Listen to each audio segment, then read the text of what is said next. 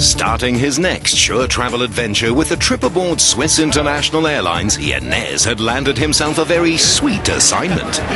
We all know the Swiss are famous for making cheese and chocolates, but in my personal opinion, they're also famous for being perfectionists. And there's no more perfect welcome than that over there. It's fine to hear that the airline you've chosen has won Europe's leading airline business class. But as with most things, you have to make up your own mind. With a minimum of fuss, we were soon convinced why 15 million people a year choose the Swiss to get them wherever in the world they need to go. I've always wanted to fly Swiss because I've heard so many wonderful things. They've just revamped this entire business class section. So I was thinking, if you're going to fly an airline for the very first time, you might as well do it in style. Good night. If the Swiss get teased about their obsession with time, then landing like clockwork in Zurich and having your train leave on the dot, well, you come to appreciate this national pastime. Our trip took us through the central part of the country to Lucerne, which you can spell or say 4 different ways, depending on which of the country's 4 official languages you speak. But it all amounts to the same idea. What a magical piece of the world this is. If you take a look at these views, it really is picture perfect. You've got all these snow-capped mountains, the green valleys, the homes with the pitched roofs, and all of these lakes. This is unmistakably Switzerland, and this is where my journey begins, in the middle of Lake Lucerne. The paddle steamers have been plying these waters for over a century now, giving the scene a wonderful timelessness. Another marvel still operates from the lake's edge at Alpnachstadt. It was back in the 1880s that engineer Eduard Locher lit a fire under local tourism by telling them that it was indeed possible to get people up this mountain by building a railway at an angle of 48 degrees. He then proved it by building it. We're heading up the Pilatus mountain. Now at the top they've got an area called the where they've got restaurants, hotels, cableway. They've even got something called a road park, whatever that is. Now you may ask yourself, what is this train actually all about? This is in fact the world's steepest cogwheel railway. The railway climbs like this thanks to cogged wheels and tracks which give it perfect grip. Queen Victoria once took the railway, and 1,600 meters up, our guide Colette Richter showed us why Her Majesty made the trip. I'm feeling a little disorientated with all these clouds around us. Where in the world are we exactly? We are in the center of Switzerland, and if you would look around there, you would see the Bernese Oberland, Jungfrau, Eigermönch. You see all these beautiful mountain peaks. Down here would be Lucerne. A bit further it's Zurich, which you cannot clearly see. If it's clear, you can see till the Black Forest, and if we look a bit that direction, we would see the Jura Mountains and direction France. So really in the middle of everything. Next, Yanez took to the Alps on foot, a pilgrimage he had to make after growing up watching Heidi on TV. As with Heidi, adventures lay in store. You guys know me well enough by now, and you know I'm a real adrenaline junkie. Now I've come almost halfway down from the top of the Pilatus mountain, and guess what I've discovered? Right over there is central Switzerland's largest row park. Let's go try it out. All the stories of mountaineers conquering Switzerland's infamous peaks had lent our presenter courage. Or perhaps it was seeing 8-year-old Swiss kids on the ropes that spurred him on. Having done his Indiana Jones routine, it was time to face up to the vertical and show those 8-year-olds how the dads do it. I feel like I was born to live in trees. I feel so natural up here. That advice, which tells you never to look down, really is helpful as you climb. But as happens with cats who climb trees, when you finally do look down, it's a problem. It may look low from down there, but I kid you not, it is so high. My whole body's shaking. I just want to be back down there with the camera. I'll be there in a sec.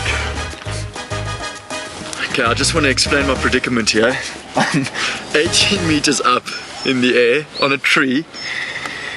And the problem is, I'm too scared to go down because the means of getting down is by attaching myself to a blue cable that looks like it goes into a blue bag, and that's my only means of survival, and I can hardly speak. I'm so petrified. I can't believe I'm doing this. This is terrible. I actually can't do this, guys. I'm not joking. Oh my goodness, I can't do this. This is ridiculous.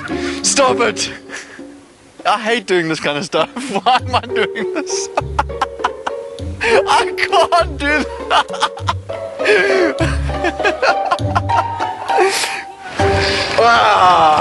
Yanez looked more embarrassed than if he'd been rescued by a fireman.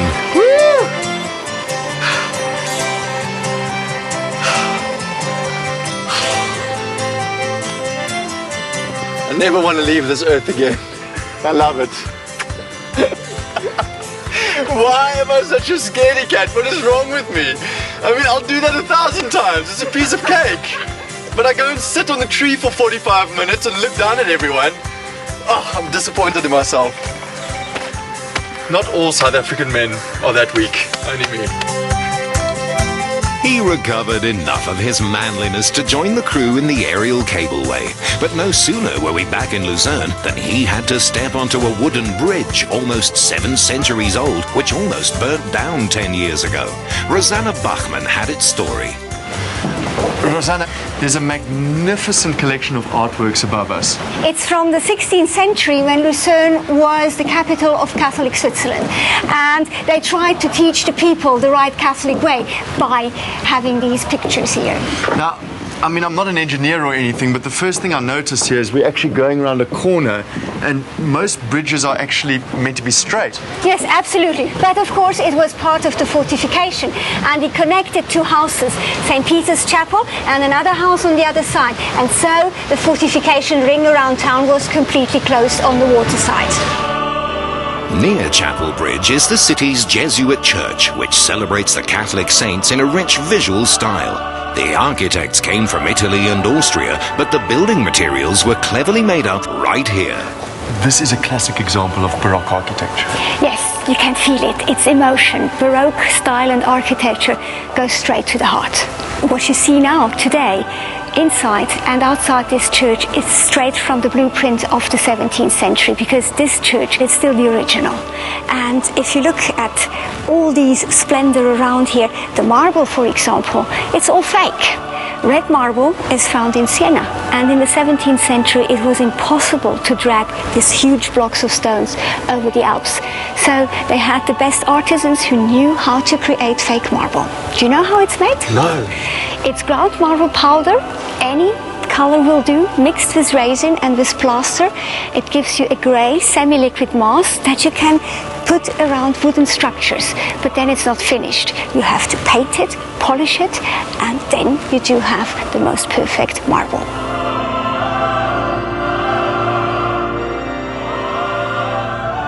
With this being such a small country, you get on a train and in no time, you are in another renowned town like Interlaken. Landscape paintings of these mountains brought the hamlet to the world's attention 2 centuries ago. Visitors found spa resorts where the famous fresh air brought relief from the city smog of the Industrial Revolution. GM Stefan Bullheider's Victoria Jungfrau Grand Hotel and Spa have long reigned supreme here. As far as locations go, it's hard to find a hotel with a better position than this one, with the majestic Jungfrau right in front of us. Thank you for saying so. Yes, you are correct. The Jungfrau Joch is the top of Europe. It's a famous mountain in the world. That's why so many people come here. But in addition to its beauty, they also come here because of the activities we have to offer. Sporting activities, hiking, walking, bungee jumping. We also have casino, and there is many cultural events in Interlaken as well. Wow, take a look at this. This is such a grand banquet hall. This hotel must have such a rich heritage to it. Yes, you're right. We've been here for 150 years. The hotel was built when the British arrived to discover the mountain, and it's all built in Belle Epoque style. The hotel's got so many impressive rooms and facilities. How big is it? Well, we have about 220 rooms, and 80 of them are actually suites. On the near part of the hotel, we have one of the largest spas in Switzerland. We feature 2 different spas. We have a Japanese spa, which is called Sensai, and we have an international spa, which is called S-Spa. The Bernese Oberland air is legendary, but these days they take to it in extreme ways.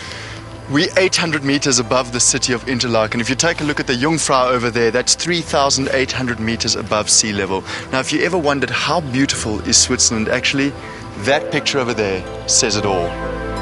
But to really appreciate it, I'm gonna go paragliding.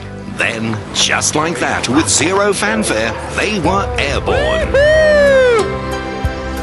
Given the mountains around Interlaken, skydiving, hang gliding and paragliding are now almost popular culture here, while the more extreme aerial tourists do base jumping and wingsuit flying off the cliffs overlooking the town. The most spectacular thing I've ever done.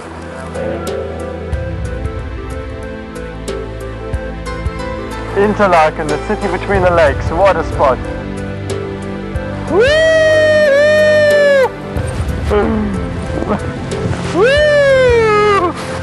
Ah, perfect landing! How is that? Fantastic!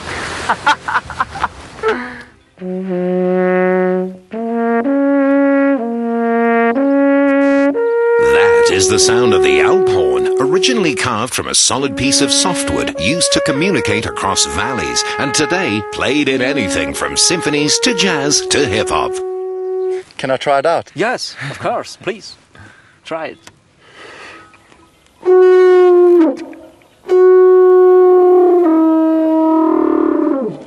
I sound like a Swiss cow.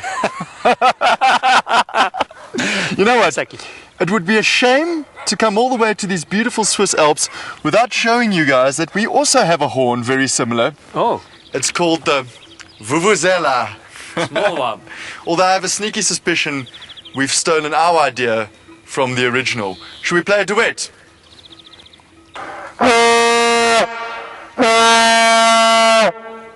Okay, that's nice. That's noise, right? Nice. Okay. Get the best of the Alps with unbeatable Swiss packages from Sure Travel. From only 15,999 Rand per person sharing, you can experience a 4-night stay with tours and return flights. Call a Sure Travel consultant today to tailor-make your package. Sure Travel. Make memories for life.